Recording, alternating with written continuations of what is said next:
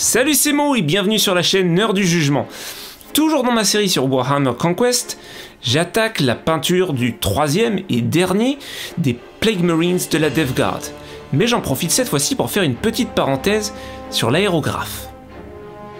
Alors aujourd'hui j'aimerais vous parler de la peinture de la sous-couche et de la couche de base. Alors évidemment j'en ai déjà parlé, sauf que cette fois-ci je vais pas la faire au pinceau, ce que je recommande quand même si vous êtes débutant pour diverses raisons, mais je l'ai faite à l'aérographe, je m'y suis mis assez récemment, alors ce n'est pas un tutoriel, mais je trouvais intéressant d'en parler parce que le gain de temps est vraiment énorme, et d'un côté c'est aussi assez délicat à prendre en main. Mais avant toute chose, qu'est-ce que c'est un aérographe et comment ça marche ? Alors en gros, on a de l'air qui sort du tuyau, on a la peinture qui descend du godet, qui est projetée par l'air et va sur la figurine. Bon, alors certes c'est assez résumé, mais pour faire simple, c'est globalement ça.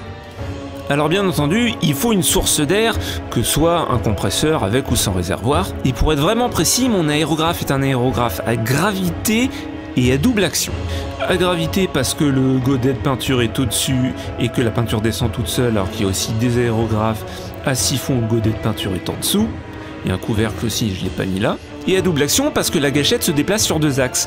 De haut en bas, on contrôle le débit d'air, et en déplaçant la gâchette d'avant en arrière, on contrôle le débit de peinture puisqu'on déplace une aiguille qui vient boucher la buse et contrôler l'écoulement de la peinture. C'est globalement ça. Après, un aérographe ça peut coûter très cher, mais là il s'agit d'un modèle premier prix sur Amazon à 25 €, ça c'est sans compter le compresseur, mais c'est pour dire qu'on peut se lancer dans l'aérographe sans se ruiner. Alors pourquoi est-ce qu'on ne recommande pas l'aérographe aux débutants ? Eh bien parce que c'est assez délicat à prendre en main à différents niveaux, et notamment au niveau de la peinture. La peinture, à moins d'acheter des peintures spéciales aérographes, et encore, n'a par défaut pas du tout la bonne consistance, il va falloir la diluer.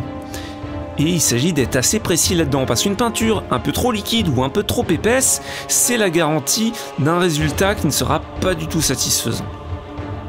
Alors je me lance dans la sous-couche, je dilue ma peinture et je teste sur la grappe pour voir si la consistance et le résultat sont bons. Comme ça, si je foire sur la grappe plutôt que sur la figurine. C'est une bonne idée. Alors au début, on peut voir que ça fait des grosses gouttes. Clairement, ma peinture est trop liquide. En vrai, c'est plus compliqué que ça, il y a pas mal de facteurs à prendre en compte. La pression, la distance, puisque plus vous êtes près de la surface, plus la pression est importante, c'est logique. Bref, c'est compliqué. Là, on voit encore que la peinture est trop liquide, ça forme rapidement des gouttes. Et là, on semble se rapprocher d'une consistance assez satisfaisante.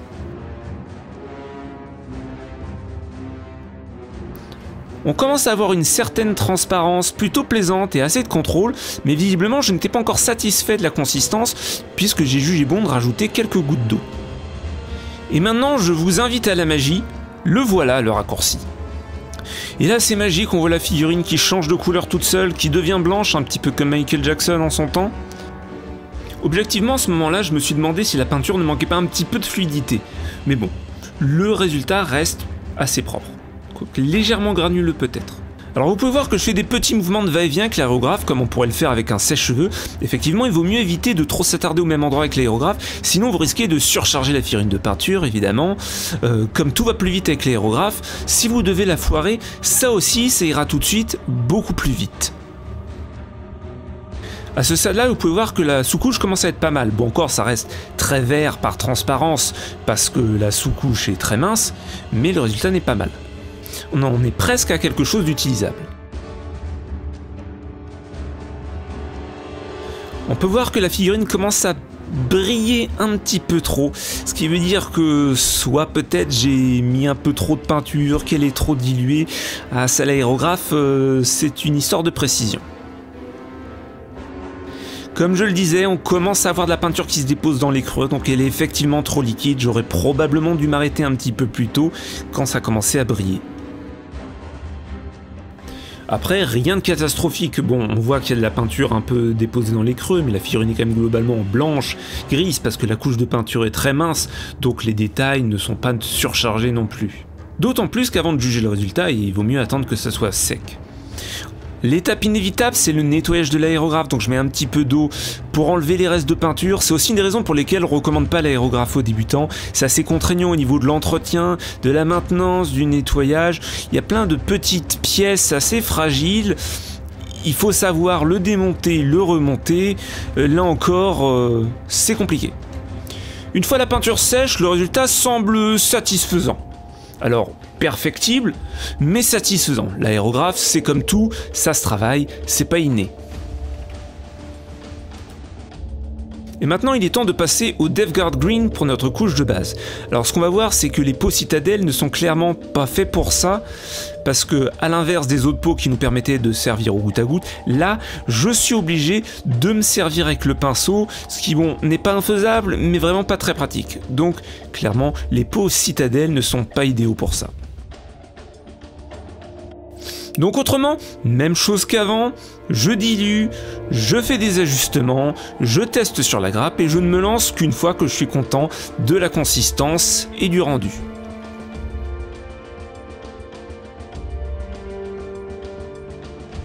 Et c'est reparti pour la magie. Ça peut paraître bête de s'enthousiasmer pour quelque chose d'aussi simple, mais si on prend en compte que pour des jeux de figurines, vous pouvez avoir à peindre des dizaines de figurines recouvertes à 90% dans le cas des Space Marines par exemple, d'une armure d'une seule couleur et que vous avez en plus la sous-couche à faire, le gain de temps peut rapidement se chiffrer en heures, ce qui vous laisse beaucoup plus de temps et de motivation pour passer à la peinture des parties intéressantes de la figurine. Alors je sais pas si ça se voit vraiment sur la vidéo, mais j'ai dû faire 2-3 bêtises au niveau de la dilution de ma peinture, ou bien j'ai pas attendu assez longtemps que la sous-couche sèche, mais j'ai des petits dépôts blancs dans certains creux. Rien de grave, vu que de toute façon c'est juste ma couche de base, il y aura des lavis, des éclaircissements, mais tout ça pour dire qu'il faut faire preuve de patience avec l'aérographe. Après à ce stade-là, on peut voir qu'on commence à avoir quand même une couche de base satisfaisante, tout ça pour revenir paradoxalement à la couleur d'origine du plastique. Vous pouvez voir encore que je fais les petits mouvements de va-et-vient. C'est vraiment un coup de main à prendre l'aérographe. Alors voici le résultat de la couche de base une fois sèche. Alors, est-ce que le résultat est parfait? Une fois encore, non. Mais le gain de temps est énorme, il est bien là, et le résultat ne demande que de la pratique pour être amélioré. Donc voilà, c'est tout pour cette vidéo. Moi je vous donne rendez-vous très bientôt, je ne sais pas quand, pour la peinture de la suite du Plague Marines. Et je vous invite d'ici là à vous abonner à la chaîne, je ne sais pas, à commenter si vous avez d'autres choses que vous voulez voir. Et moi je vous dis à très bientôt. Salut!